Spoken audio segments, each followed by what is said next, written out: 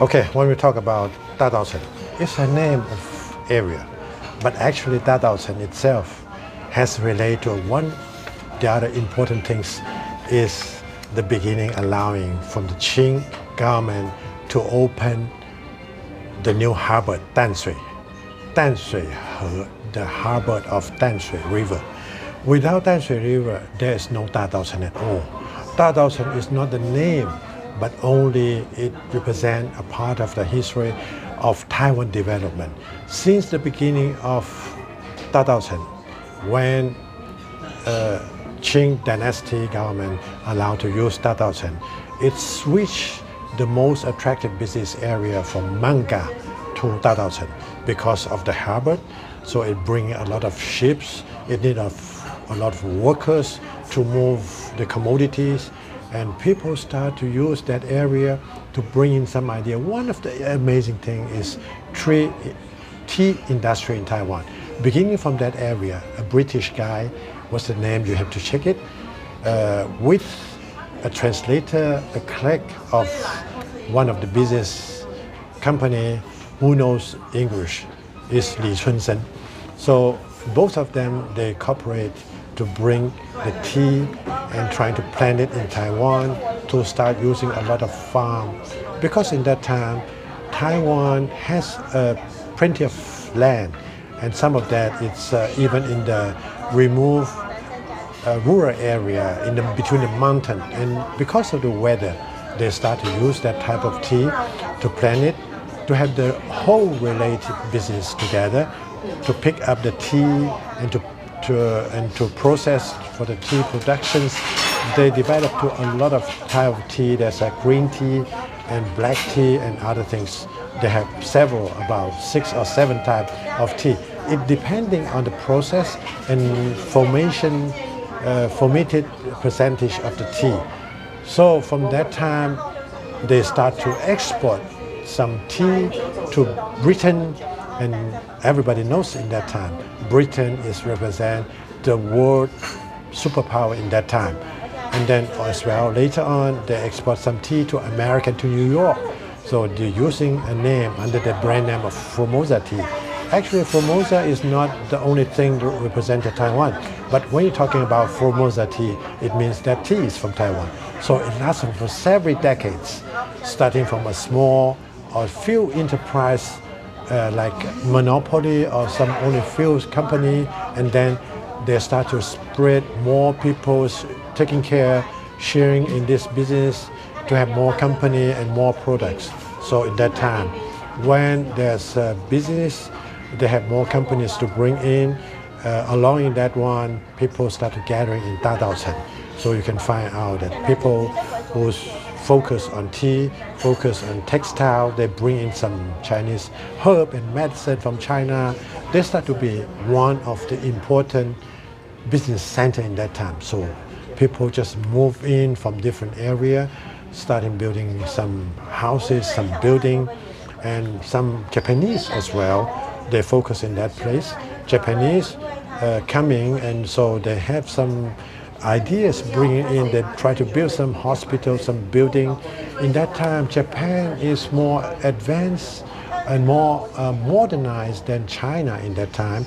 They send out a lot of young people, young generation, to start in Europe and America. So they bring in some new idea of architect, lasting for that time. Even that they are trying to build in Japan, but according to the regular local regulation, it's not easy for them because some old idea, old fashion, or what I call it, those they have get used already to the Japanese style. They don't want to accept the new idea. So part of those people, they come and get in the implementation of their study in Taiwan.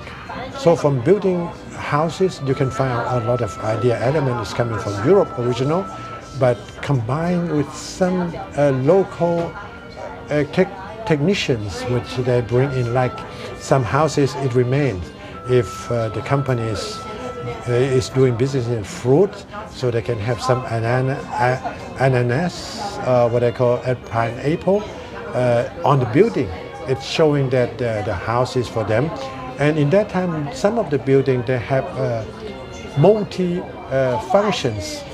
On the first ground floor, they become a business shop. They come in, and on the second floor, they have some reception for family visit, the business discussion, and then they are living on the third floor. So it belongs to some type of function in building.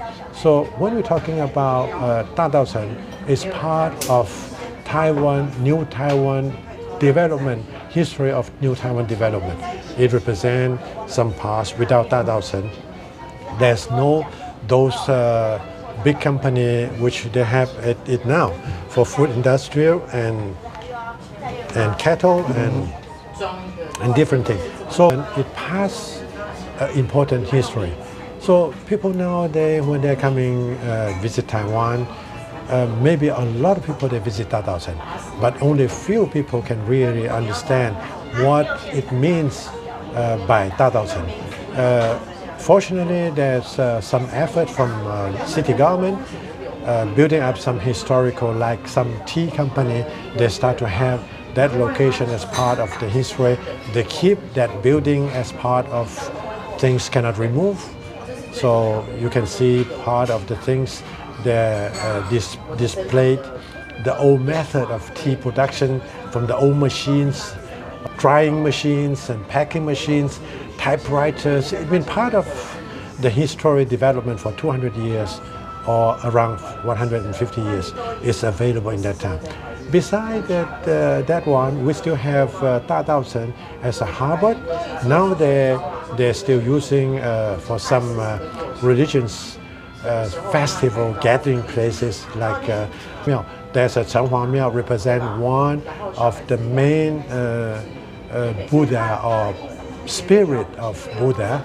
So they are coming and they have some wishes that they want to get something from a lot of reason, whether you got better health, better luck for your future, as well as they're using that square beside the harbor for the festival. They're having firework. They're using that boat they call the bureau of a journey. So you can have a boat from that one going out to have some tour and coming back. So it's different when you see Chenghua Miao, only that area from the dry land. Or when you go out with the boat, you can see it back.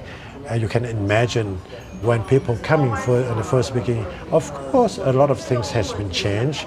The river has changed, no more like before, but still keeping that is playing a good, important role. So in that place, you can see some Chinese medicine herb, and during the Chinese, what I call the Spring Festival, Xingnian, people all Taipei or in Taiwan, they are coming to this location, trying to buy things, and also those stuff they want to sell it, they will gathering. So that's very crowded. It combines business and it combines with the agriculture activity, and that is only part of that. Of course, there's something to add. I'm your friend, Yusuf Lin, sharing with you from Taipei.